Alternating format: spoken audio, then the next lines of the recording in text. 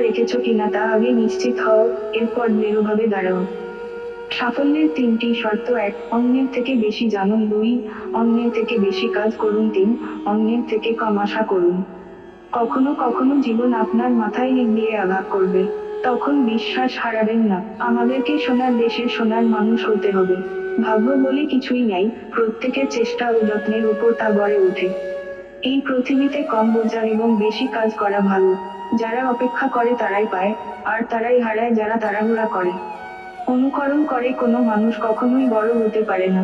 যদি সর্বোচ্চ আসন পেতে চাও, তাহলে নিম্নস্থান থেকে আরম্ভ করো। জ্ঞান হলো সকল প্রকার সম্পদের জননী। আমার অভিধানে অসম্ভব নামে কোন শব্দ নেই।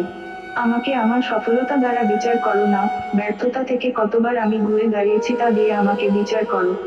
ঈশ্বর আমাদের সফলতা চায় না, তিনি চান আমরা যেন চেষ্টা করি। কয়েক টন ব্যক্তিত্বের থেকে এক আউন্স ধৈর্য অনেক দামি। যেই মানুষের কল্পনা নেই, তার ডানা নেই।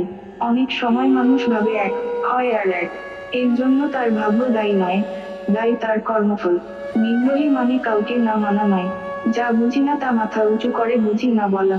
দ্রুত পরিবর্তনশীল বিশ্বে ব্যর্থ হওয়ার একটি মাত্র উপায় আছে, আর তা হলো ঝুঁকি না নেয়া। যারা নিজেকে অসুস্থ ভাবে তারা আজীবন অসুস্থই থাকে।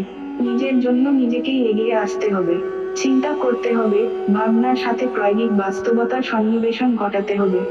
জীবনে অনেক উপরে উঠতে হলে 25 বছর থেকেই শুরু করুন। নিজে পরিকল্পনা করুন, তাই করুন যা আপনি উপভোগ করতে জানেন। তোমার মাথাকে কখনো নত হতে দিও না, সবসময় উঁচু করে রাখো চোখ বরাবর। একজন মানুষকে সত্যিকারভাবে জানার উপায় হচ্ছে তার স্বপ্নটা জানা। যদি আমার কাছে একটি গাছ কাটার জন্য 8 ঘন্টা সময় থাকে, তাহলে আমি কোড়াল ধার করার জন্য 7 ঘন্টা ব্যয় করব।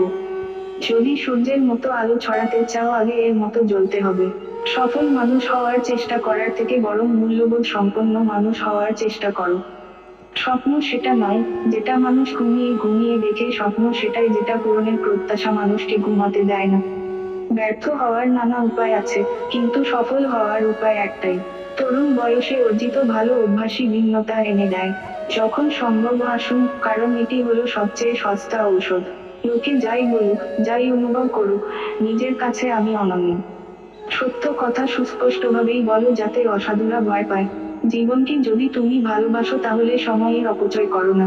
কেননা জীবনটা সময়ের সমষ্টি দ্বারা সৃষ্টি। যে অপেক্ষা করতে জানে তার কাছে সবকিছুই আসে। আত্মহত্যা নয়, আত্মসমৃদ্ধিই জীবনের উদ্দেশ্য। আর তা কেবলমাত্র সম্ভব জীবন উপভোগের মাধ্যমে। যখন তোমার পকেট ভর্তি টাকা থাকবে, তখন শুধুমাত্র তুমি ভুলে যাবে যে তুমি কে, কিন্তু যখন তোমার পকেট ফাঁকা থাকবে, তখন সমগ্র দুনিয়া ভুলে যাবে তুমি কে।